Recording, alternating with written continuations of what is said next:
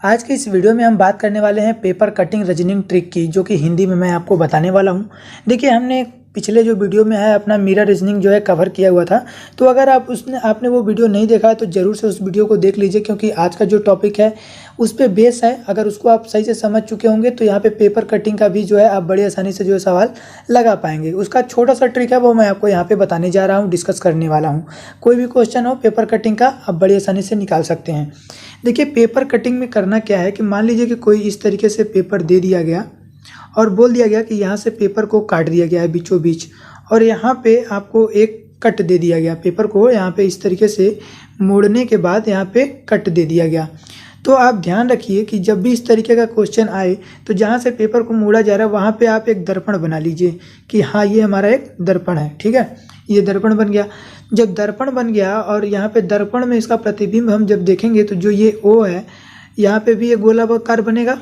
तो इसका मतलब ये है कि पेपर को खोलने के बाद इसका आंसर किस तरीके से आएगा, वो कुछ इस तरीके से आएगा।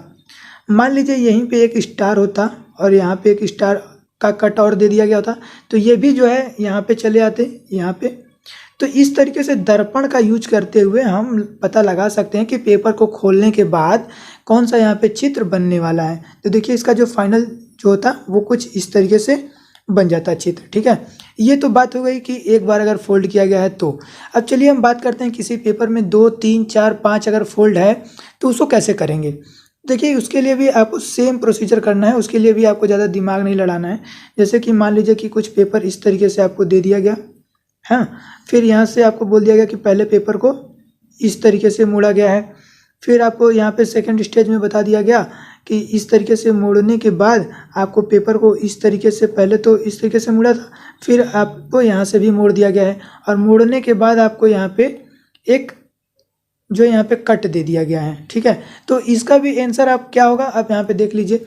यहाँ से हमारा मुड़ा हुआ है लास्ट से हम पहले की तरफ आएंगे, जहाँ पे लास्ट मुड़ा होगा वहाँ पे पहले दर्पण लगाएंगे। तो यहाँ पे हम दर्पण लगा लिए, तो इसका जो आंसर बनेगा वो देखिए, मैं यहाँ पे बारी बारी से बताते चलूँगा।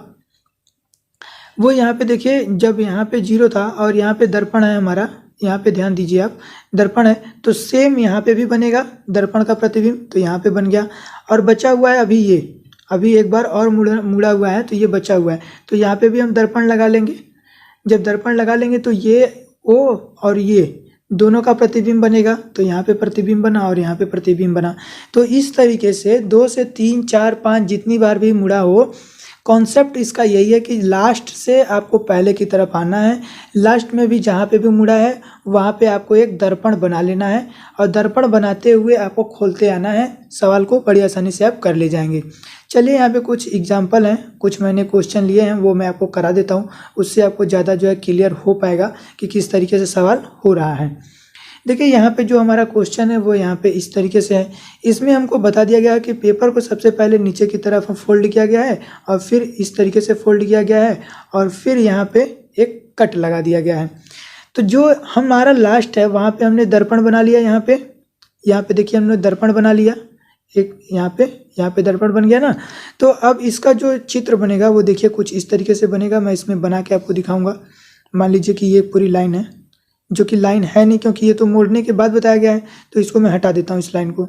देखिए, पेपर लास्ट टाइम यहाँ से कटा हुआ था। ठीक है, और फिर जब हमने यहाँ पे दर्पण बनाया तो इसका यहाँ पे कुछ चित्र बनेगा। वो क्या बनेगा, वो कुछ इस तरीके से बनेगा, है ना। फिर जब हमारा पेपर अब यहाँ से मुड़ा हुआ है तो यहाँ पे भी हम एक दर्पण लगा लेंगे। तो सेम चीज़ यहाँ पे भी बनेगी, मतलब ये और ये इस तरीके से हमारा ये चित्र बनेगा। इसका मतलब हमको दिख रहा है कि यहाँ पे सी आंसर जो है हमारा सही है। क्यों? अब देखिए, कई लोग कहेंगे कि बी आंसर भी तो सही दिख रहा है, पर यहाँ पे आप ध्यान दीजिए कि बी आंसर में आपको यहाँ पे बीचों बीच जो है यहाँ पे नुकीला दिखा रहा है, जबकि आप जब इसका उल्टा बनाएंगे तो यहाँ पे आपको अंदर की तरफ दबा हुआ दिखेगा। तो ये देखिए, अंदर की तरफ दबा हुआ है ना। तो ये सी नंबर इसका जो आंसर है वो सही है। चलिए नेक्स्ट क्वेश्चन पे चलेंगे। देखिए, नेक्स्ट क्वेश्चन कहता है हमारा कि सबसे पहले पेपर को इस तरीके से मोड़ा गया है, फिर हमारा नीचे की तरफ मोड़ा गया है, और यहाँ पे 3 कट दिए गए हैं। हो सकता है आपको जो है क्लियर ना दिख रहा हो पिक्चर। तो 3 कट दिए गए हैं, मैं आपको बता दे रहा हूँ। तो सेम जब हम यहाँ पे दर्पण बना करके इसको ऊपर की तरफ खोलेंगे पेपर को, तो 3 नीचे होंगे और 3 फिर ऊपर हो जाएंगे। तो यहाँ पे चलिए मैं बगल में बनाते चलता हूँ इसका डायग्राम एक, ताकि आपको ज़्यादा क्लियर समझ में आए। ये देखिए कुछ इस तरीके से। तो यहाँ पे 3 कट जो है लगाए गए हैं, तो यहाँ पे भी 3 कट हो जाएंगे, ठीक है। 3 कट ऊपर हो गए। फिर जब हम यहाँ से पेपर को बीचों बीच से खोलेंगे, इसका जो दर्पण बना करके प्रतिबिंब बनाएंगे, तो यहाँ पे भी हमको 6 जो है इस तरीके से गोले मिल जाएंगे।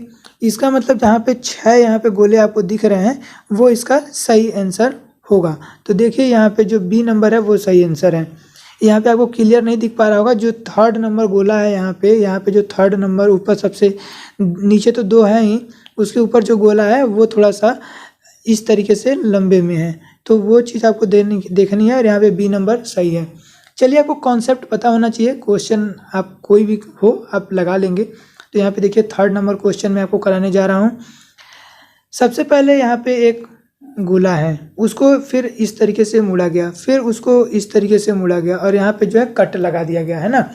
तो आपको करना कुछ नहीं है। देखिए आपको यहाँ पे दिख रहा है कि जब इस तरीके से मुड़ा गया है, हमारा इस तरफ से दाएं से बाएं की तरफ मुड़ा है, तो यहाँ पे जो भी चित्र बना होगा, यहाँ पे देखिए यहाँ पे जो भी चित्र है वो कहाँ चला जाएगा, उसका प्रतिबिंब सब चला जाएगा दाएं साइड में।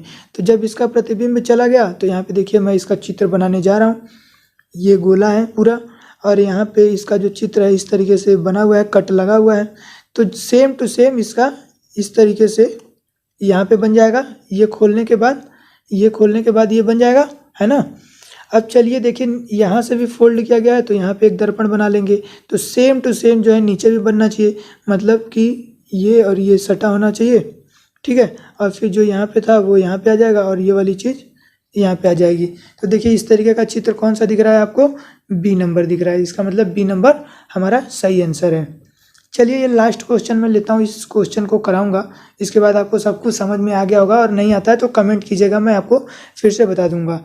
तो देखिए यहाँ पे जो एक कागज़ था उसको केवल बीचों बीच से जो है फोल्ड किया गया है, और यहाँ पे इसका जो है कट लगाया गया है, ठीक है। तो यहाँ पे जो कट लगाया गया ये बताया नहीं गया है, क्योंकि यहाँ से भी इसको मोड़ा गया है। क्वेश्चन थोड़ा सा इनकम्प्लीट है। मैं आपको बता दूँ कि पहले इसको इस तरीके से मोड़ा गया है, और फिर जो है नीचे से आपको जो है ऊपर की तरफ मोड़ा गया है। तो ये जो चीज़ें हैं वो खुलेंगी जब, तो आपको यहाँ पे मिलेगा बी नंबर, आपको मिलेगा बी नंबर। क्योंकि ये देखिए छोटा सा, ये थोड़ा सा क्लियर नहीं है पिक्चर, इसलिए मैं आपको ज़्यादा बता नहीं पा रहा हूँ।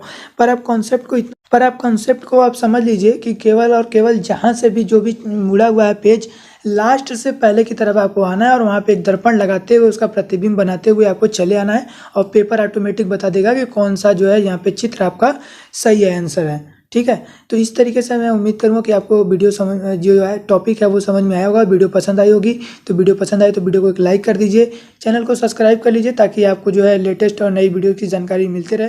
Thank you very much. जय हिंद, जय भारत।